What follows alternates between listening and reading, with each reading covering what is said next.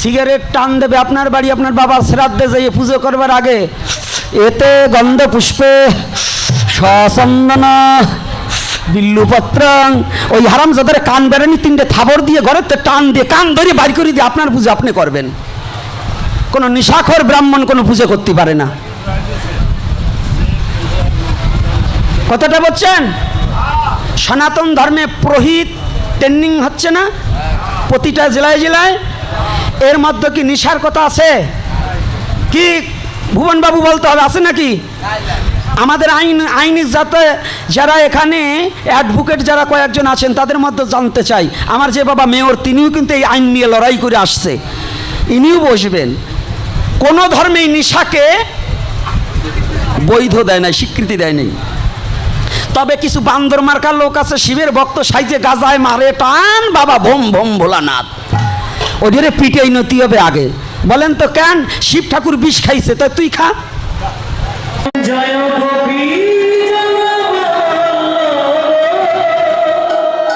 বৈষ্ণব সেবাতে মাছ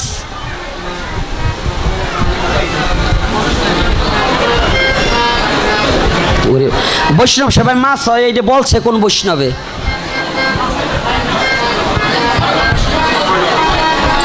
মাছ দেওয়া হয় না।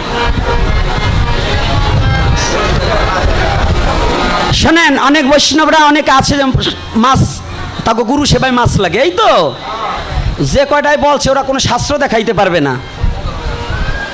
আরে সত্য ধর্মে আছে, আর কয়টা কি মিথ্যা ধর্ম নাকি?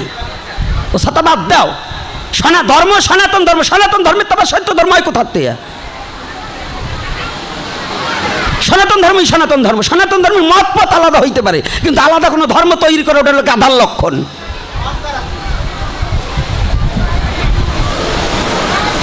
কথাটা ভালো করে জেনে নিন, রাগ করবেন না কিন্তু।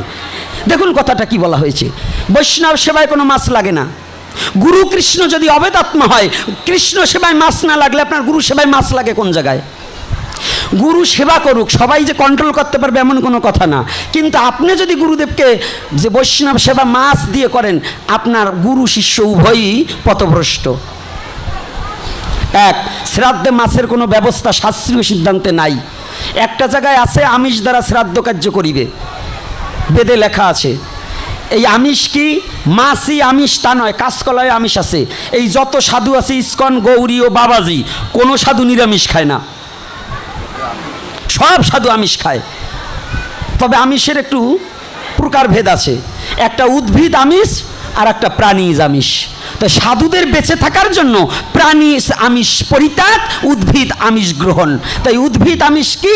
শাক সবজি ডাল ইত্যাদি। এটার মধ্যে মুগ ডালের মধ্যে আমিষ আছে, আলুর মধ্যে আমিষ আছে, পটলের মধ্যে আমিষ আছে। আর প্রাণীজ আমিষকে বর্জন করতে হবে। মুসুরির ডালের পরিত্যাগ কেন, এর একটু তাৎপর্য আছে। মুসুরির ডাল খাইলে পরে কোষ্ঠীকাঠিন্য হয়, এবং যারা প্রসাদ বুঝি, যারা নিরামিষ, মন চঞ্চল হয় মুসুরির ডাইলে। মাছ খাইলে যে বিকার বাড়ে, মুসুরির ডালে সেই বিকার হয়। যেমন প্যারাপাইরল আর প্যারাসিটামল দুটো আলাদা কোম্পানি, ক্ষমতা এক। তদ্রূপ মাছ খাইলে যে ক্রিয়াশক্তি হয়, মুসুরির ডাল খাইলে ওই মনের মধ্যে ওই ক্রিয়াশক্তি জাগ্রত হয়। আর্য মহর্ষিরা ধার্য করিয়েছে, যাহারা সাধনা করিবে মন চঞ্চল হইলে সাধনা করা যায় না, তাই এইগুলোকে বর্জন করতে হবে। শ্রাদ্ধে মৎস্য পরিবর্জন, কাঁচকলা দ্বারা শ্রাদ্ধ করা হয়। কাঁচকলায় প্রচুর আমিষ প্রোটিন রয়, এই জন্য আর্য মহর্ষিরা করেছে বর্ণনা, শ্রাদ্ধকালে ভুর্জি দানের সময় কাঁচকলা দিতে হবে মন্ত্রের, তা না হলে হবে না। এই জন্য ভুর্জি দেওয়ার সময় কি করে? তো ওই বাবন যারা জিব্বাটা এত বড় হয়ে গেছে পরের তা খাইতি খাইতি, ওই হারামজাদা গ্রুপ করে কি, কাঁচকলা যখন দেশে তো বাড়িতে বউর ঠগাবো কেন, তাই দুটো মাছের ব্যবস্থাও করো যাতে কাঁচকলার মাছ দিয়ে রান্না করে খাওয়া যায়। এই জন্য কয় শ্রাদ্ধে মাছ লাগে। কথাটা বোঝেন নাই? এমনি আসলে মাছ লাগে না, কিন্তু ওই যে বউ বাঁচাবার জন্য মাছ লাগে। তো এই জন্য আপনারা সচেতন মহল যারা পিতৃ শ্রাদ্ধে যারা 15 দিন করেন, আর 1 মাস করেন, আর 11 দিন করেন, 13 দিন করেন, মাছ কারো জন্য বৈধ না। একেবারে পরিষ্কার। না হলে 1 মাস যদি মাছ লাগবে, তো 1 মাস আপনি যারা 1 মাস করেন, 1 মাস মাছ খান না কেন? 11 দিন মাছ খান না কেন? 13 দিনে মাছ খান না কেন? 15 দিনে মাছ খান না কেন? যদি মাছ লাগবে এই কদিন আপনি খান নাই কেন? যেদিনকে ভগবানের চরণে পুষ্পার্ঘ্য দান করবে, পিণ্ড দান করবে, সেই সময় মাছ লাগবে। কয় কোন চোরে রে?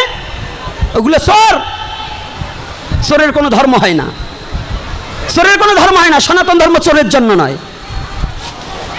চোরের জন্য কোনো সনাতন ধর্ম নয়। কোনো ব্রাহ্মণকে আমি নিন্দা করব না, প্রকৃত ব্রাহ্মণ তাকে আমি আবারও প্রণাম জানাই। কিন্তু যেগুলো বাওন, এগুলো আমার শত্রু। যারা সমাজকে ঠকাচ্ছে, যারা জাতিকে ঠকাচ্ছে, আমার ভগবানের সাথে জোচ্চোর ব্যবসা করছে, যারা ধর্ম নিয়ে ব্যবসা করছে, এগুলোকে কখনো গ্রহণ করা যাবে না। কিন্তু সাবধান, কোনো ব্রাহ্মণের সাথে যেন কোনো বেয়াদ্দপি না করা হয়, তাহলে কিন্তু বংশ নিপাত হয়ে যাবে। সাবধান। এইবার বলছে পিতামাতার কর্তব্যর কথা বলছে। কি বলবো, আজকাল যুগে আপনারাও তো বুকা হয়ে গেছেন। সরকার খালি সনাতন ধর্মের জন্যই আইন প্রণয়ন করছে, কি জানেন? পরিবার পরিকল্পনা পদ্ধতি খালি সনাতন ধর্মের লোকই ব্যবহার করে, আর কোনো ধর্মে এত করে না। অন্য ধর্মে দেখুন 8টা 10টা বাচ্চা এখনো হইতেছে, আর সনাতন ধর্মে এটা নেওয়ার পরেই মায়েরা অরান হয়ে গেছে, কই এটাই পালতে পারি না। মুদি বলছে 4টে করে সন্তান নেবা, একটা সাধু তৈরি করবা, একটা চাকরিজীবী করবা, একটা রাজনীতিতে দিবা, আর একটা নিজের কাছে রাখবা। কথাটা বোঝা গেছে? এত খালি পরিবার পরিকল্পনা করলে কাজ হবে না। খালি কি আপনাদের জন্য? এই চাকরিজীবী লোক যে কয়জন আছে না, ওরা আমাকে উপদেশ দেয়। আমার একজন কয়, বাবা আপনি একটু বলে দেবেন আমাদের সন্তান এই সনাতন ধর্মের জন্য একটু বাচ্চা কাচ্চা বেশি করে নেয়। তা আমি বলছি, বাবা এদিকে আসো, কি তুমি কি চাকরি করো? কত সময় মোড়াই ঠোড়াইয়ে বলতেছে, বাবা আমি তো একটু প্রশাসনিক ব্যবস্থা।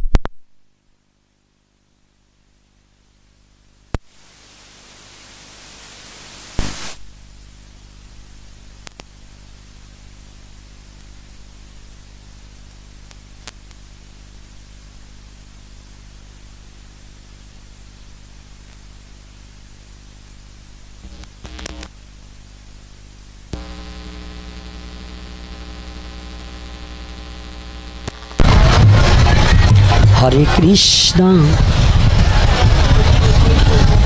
জয় শ্রী রাধে রাধেশ্যাম। ভালো করে শুনুন, কোথায় ছিলাম আলোচনায়? মনে আছে তো? তা আমাকে প্রশাসনিক চাকরি করে, মানে দারোগা নাকি করে।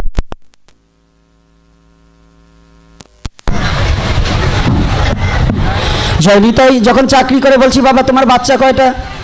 কয় কি বাবা আমার এক ছেলে। বলছে আর একটা দাদু? কয় বাবা একটা নিয়েই কত যন্ত্রণা। আমি বলছি একটা থাবরে তো দাঁত ফেলাই দেবো হারামজাদা। কেন? তুই চাকরি করস, দারোগারা ঘুষ খায় না, ইয়ে কয়জন আছে? এক এই বাংলাদেশে যদি 1 লক্ষ দারোগা থাকে, তার 10টা আছে কি না আছে তাই সন্দেহ। ঘুষ খায় না। মরে মরে ট্রাফিক 10 টাকা ঘুষ নেয়, কত চাইয়ে চাইয়ে দেখি। ও এই বরগুনার বলে এখানে খায় না, এই জায়গা ভালো থাক, ভালো ভালো। জয় শ্রী রাধে রাধে। ওই মরে দেখি 10 টাকা ঘুষ খায়, 10 টাকা দিলে গাড়ি ছাড়িয়ে দেয়। তাই কথাটা খেয়াল করবেন। তো ওর এত টাকা সরকার ওরে টাকা দিচ্ছে, আবার ডাইনাত বাওয়াত করে নিচ্ছে। ও একটা সন্তান নিচ্ছে, আর নেবে না।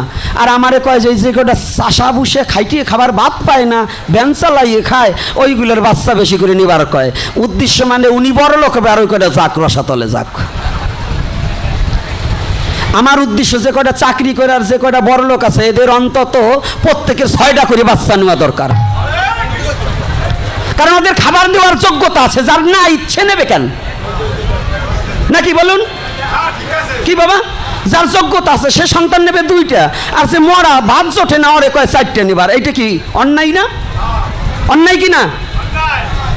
এরও একটা কারণ আছে, এটা অন্যায় না। এই আমার মতো একজন লোক বলছে কি, আমার মতো বুকা, মানে এইরকম একটা বলদে বলছে ভগবানের কোনো বুদ্ধিই নাই। এই ভালো করে শুনেন, আমাদের মধ্যে লোক আছে না ভগবানের কোনো জ্ঞান নাই। কেন? আস্তে, আমি ভগবান রে এত ডাকছি, ভগবান দেখুন, ও ভগবান রে ডাকে না, ওরে 4তলা বিল্ডিং। আর আমি যে ভগবান রে এত ডাকি, আমার একটা কুড়ে ঘর দিচ্ছে। ভগবানের কি কোনো বুদ্ধি আছে? না। বলছে কেন? কই দেখো, তাকিয়ে দেখো, ভগবানের কি নির্বোধ ভগবান। বলছে কেন? বলছে একটা গাভী, ওর বাচ্চা হয় একটা, ওর 4টা বান। একটা গাভীর কয়টা বান? 4টা না? বাচ্চা হয় কয়টা?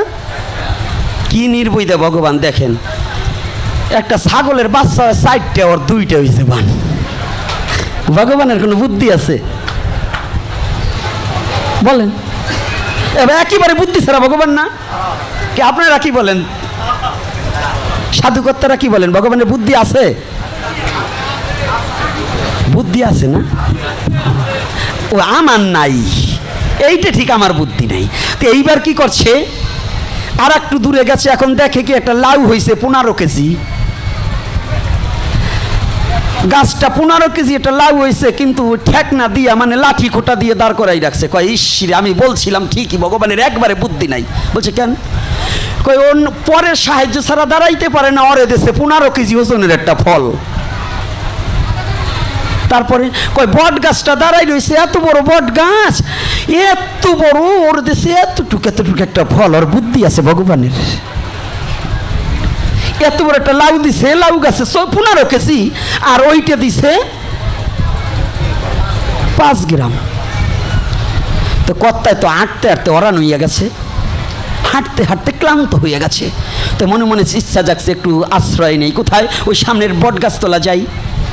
তো কর্তায় বট গাছতলায় গেছে। বট গাছতলা যাওয়ার সাথে সাথে বটের শীতল বাতাসে একটু নিদ্রা আইছে। তো শিকড়ের উপর মাথাটা দিয়ে শীতই একটু ঘুমাইছে।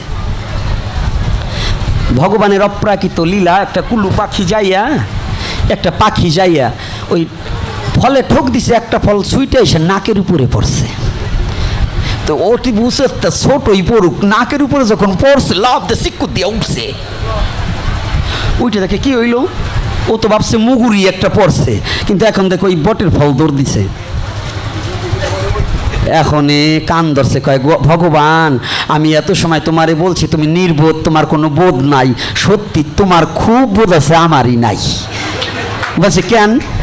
বলছে তোমার যে নির্বোধ বললাম, এই লাউ গাছের মতো যদি আজকে এই বট গাছের ফল হইতো, আমার নাকটাই থাকতো না। হ্যাঁ থাকতো, নাক থাকতো। তাহলে বোধ কার আছে, জ্ঞান কার আছে? ভগবানের না আমাদের? ভগবান যা বোঝে আমরা কি তাই বুঝি না? ভগবান যা জানে আমরা কি তা জানি না। তাহলে এবার কি করছে, ভগবান যা করে সেটাই মঙ্গলের জন্য করে। তাহলে এই যে আমাদের একটা বাচ্চা, এই বাবারা, কাদের কাদের মা বাবা আছে একটু হাত তুলুন তো। যাদের যাদের মা বাবা আছে, সত্যি কেউ লুকাবেন না। আচ্ছা নামান। এই যে মায়েরা, জানেন পৃথিবীর যুবক বাবারা একটু শুনবে,